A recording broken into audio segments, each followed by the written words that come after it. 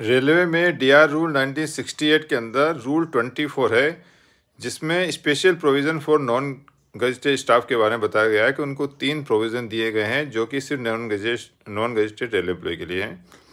पहला प्रोविज़न है कि कोई भी non gazetted group C staff को अगर कुछ सर्टेन पेनल्टी मिलती है, जैसे removal, dismissal, compulsory retirement, reduction या स्टॉपेज ऑफ इंक्रीमेंट, ऐसे मामले में एनआईपी मिलने के बाद अगर वो अपील करता है और अपील में वो चाहता है कि उसकी पर्सनल हियरिंग हो। पर्सनल हियरिंग का मतलब वो पर्सनली अपीलेट अथॉरिटी से मिले और अपनी बात रखें, तो ऐसे मामले में अपीलेट अथॉरिटी जो है चाहे तो उसको पर्सनल हियरिंग की अनुमति दे सकती है। और एक बार उसको अनुमति मिल जाती है तो जो एम्प्लॉय है वो अपने साथ में मदद करने के लिए किसी भी एम्प्लॉय को, साथी एम्प्लॉय को लेके जा सकता है।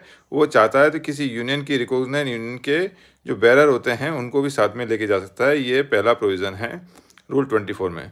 दूसरे प्रोविज़न में कोई भी ग्रुप सी कर्मचारी है, अगर उसको 3 पेनल्टी दी गई है, बड़ी वाली 7, 8, 9 नंबर की, जिसमें कंपल्सरी रिटायरमेंट, रिमूवल, डिसमिसल है।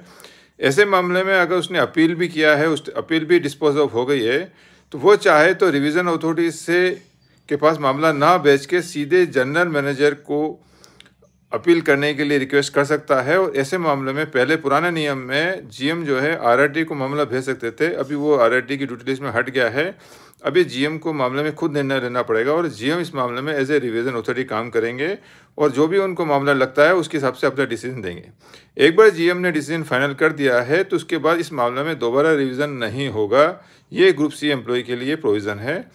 तीसरा provision same to same group D के लिए भी है कि कोई भी ग्रुप डी कर्मचारी है उसको भी 3 पेनल्टी दिया है, 7, 8, 9, यानी कंपल्सरी रिटायरमेंट, रिमूवल, डिसमिसल।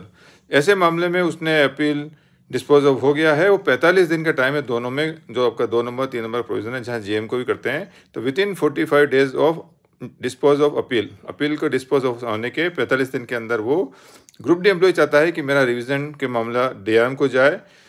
और अगर बंदा डिवीजन ऑफिसर में काम करता है या फिर किसी और यूनिट में, वर्कशॉप में करता है, तो जो सीनियर मोस्ट एडमिनिस्ट्रेटिव ऑफिसर होगा उस यूनिट का, वहाँ भी मामला भेजा जा सकता है रिवीजन के लिए। तो इस मामले में डीआरएम को जाता है या सीनियर एडमिनिस्ट्रेटिव ऑफिसर को जाता है, तो वो इस मामले में रिवीजन अथॉरिटी काम करेंगे और जो भी फाइनल डिसीजन होगा वो देंगे। और एक बार उन्होंने डिसीजन दे दिया उसके बाद फर्दर इस मामले में रिवीजन नहीं होगा। तो ये 3 मामले हैं rule 24 special provision for non gazetted staff. ये एग्जाम में आ सकता है, काफ़ी इंपॉर्टेंट है, तो इसको आप थोड़ा ध्यान रख लें। धन्यवाद।